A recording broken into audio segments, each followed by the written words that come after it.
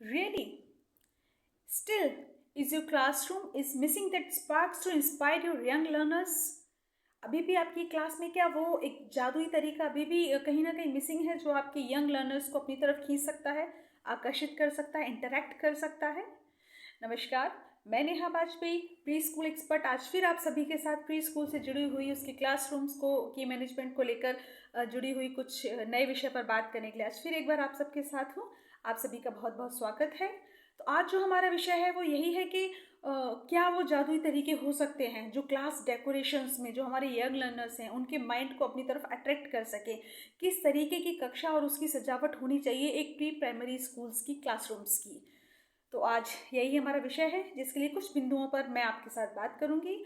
सबसे पहला जो पॉइंट है हमारा जो हमें बहुत ध्यान रखना चाहिए वो हमारे क्लासरूम्स के लिए है interactive and decorative walls.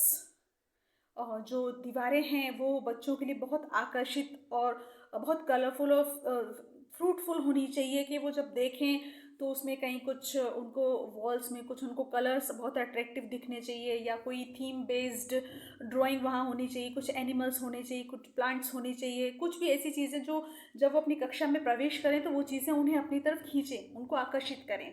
Number 1 and number 2 is this, जो वॉल्स हैं उनके कलर बहुत ब्राइट होने चाहिए बच्चों के लिए। बहुत ऐसे डल कलर नहीं होने चाहिए कि बच्चे जब एंटर करें तो वो बहुत कलरफुल और इंटरैक्टिव वॉल्स होनी चाहिए बच्चों के लिए। वॉल्स के कलर पहले हमें बहुत ध्यान रखने हैं और सेकेंडरी उसका जो डेकोरेशन है वो बहुत इंटरैक्टिव होना चाहिए बच्चों के लिए।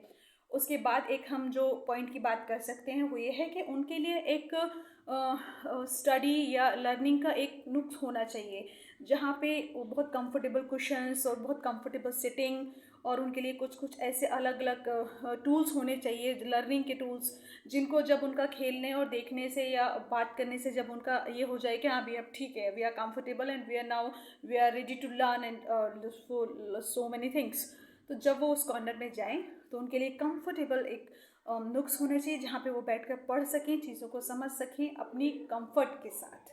Comfort is priority for them because they are very small.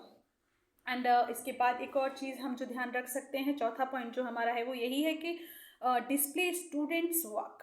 बच्चों ने जो काम किया है उसको हमें क्लास में डिस्प्ले करना है वॉल्स पे या टेबल्स पे या जिस भी तरीके से, जिससे हम उनको बहुत और इंस्पिरेशन मिले उनको और अच्छा करने के लिए और उनको ये महसूस कराने के लिए कि उन्होंने जो भी एक छोटे छोटे एफर्ट्स लगाए हैं वो अल्टीमेटली हमारे लिए कितने बड़े मायने रखते हैं और बाकी बच्चे जो उतने एफर्टफुली नहीं भी कर पा रहे हैं वो उन चीज़ों को देखकर इंस्पिरेशन ले सकें।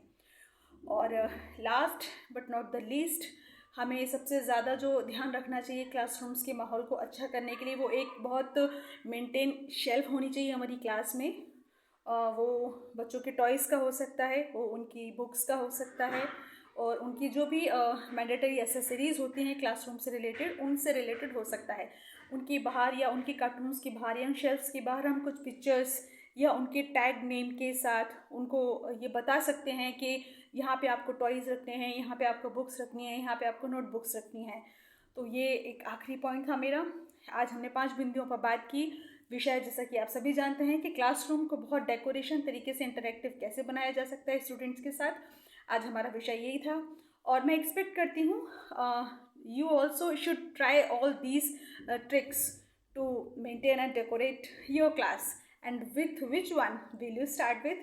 Please comment me. Thank you. Namaskar.